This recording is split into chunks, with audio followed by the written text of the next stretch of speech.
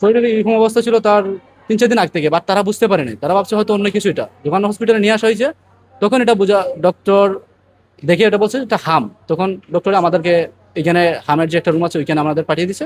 আমরা এখানে অবস্থান আছি এখন বর্তমানে।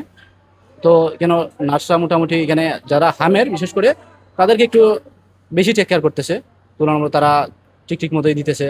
দেখা যাক কোন পর্যায়ে যায়। আমার এই বাচ্চার আছিল, এই বাচ্চার রোগ আছিল। পরে এই বাচ্চা সুস্থ হয়েছে, সিট খাটে নিছে। সিট খাটার আগের দিন আমার এই বাচ্চা অসুস্থ হয়েছে। এই বাচ্চা শ্বাসস্ত আর ওইটা হাম। হাম বাড়াইছে হালকে, আখটা ধরে মানে হাম বাড়াইছে। তারপর বর্ষারে দেখছেন, দেখার পরে পাঁচতলা কান্দে ফাটাইছে, যেখানে চিকিৎসা হইব এটা।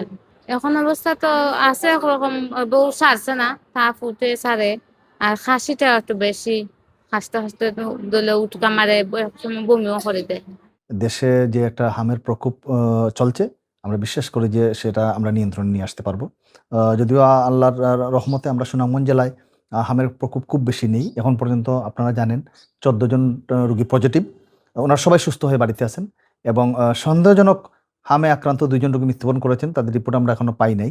আর এই মুহূর্তে সন্দেহজনক হামে আক্রান্ত রোগী প্রায় 60 জন সারা জেলায়, আমাদের সুনামগঞ্জ সদর হাসপাতাল সহ উপজেলা স্বাস্থ্য কমপ্লেক্সগুলো সহ এবং সিলেটে কয়েকটা হাসপাতালে রেফার্ডকৃত রোগী ভর্তি আছেন। তারা 60 জন রোগী ভর্তি আছেন, কিন্তু ওনারা আলহামদুলিল্লাহ ওনারা ভালোর দিকে আছেন। আমরা বিশ্বাস করি যে এই প্রকোপটা আমরা খুব শীঘ্রই কমিয়ে নিয়ে আসতে পারবো। এবং আজকে যে হামের ক্যাম্পেইন শুরু হয়েছে তার মাধ্যমে আমরা জেলার প্রায় 3,35,000 6 মাস থেকে 5 বছরের কম বয়সী শিশুদেরকে টিকা দেব। এর মাধ্যমে আপনাদের সকলের সহযোগিতায় আমরা এই হামকে পুরোপুরি নিয়ন্ত্রণে নিয়ে আসতে পারবো বলে বিশ্বাস করি। সারা দেশে হাম নিয়ে আমাদের সরকার খুব এই গুরুত্ব সহকারে দেখছেন। আমাদের ওয়ার্ডে হামের লক্ষণে আগেও রেগুলারলি এগুলা রোগী ভর্তি হয়। আমাদের আজকে 16 জন রোগী ভর্তি আছে। আমরা যেগুলো সাসপেক্টেড, কিন্তু কনফার্ম না, আমরা সাসপেক্ট হলে আমরা এই স্যাম্পল নিয়ে আমরা পাঠাই ঢাকায়। এই রিপোর্ট আসলে আমরা কনফার্ম বলি, তা না হলে এগুলো সাসপেক্টেড মিজেলস। তো আমরা আমাদের ওয়ার্ডে ওদের সেবা দিচ্ছি। আমাদের ডক্টর, আমাদের নার্স আন্তরিক আছে, রোগীদের পক্ষে তো কোনো কমপ্লেন আসতেছে না। অধিকাংশই সুস্থ হয়ে বাসায় চলে যাচ্ছেন। আমরা এ পর্যন্ত কাউকে রেফার করা হয়নি সিলেটে। তো আমরা আশা করি যে সুনামগঞ্জে এই হাম নিয়ে খুব বেশি একটা উদ্বিগ্ন হওয়ার দরকার নাই।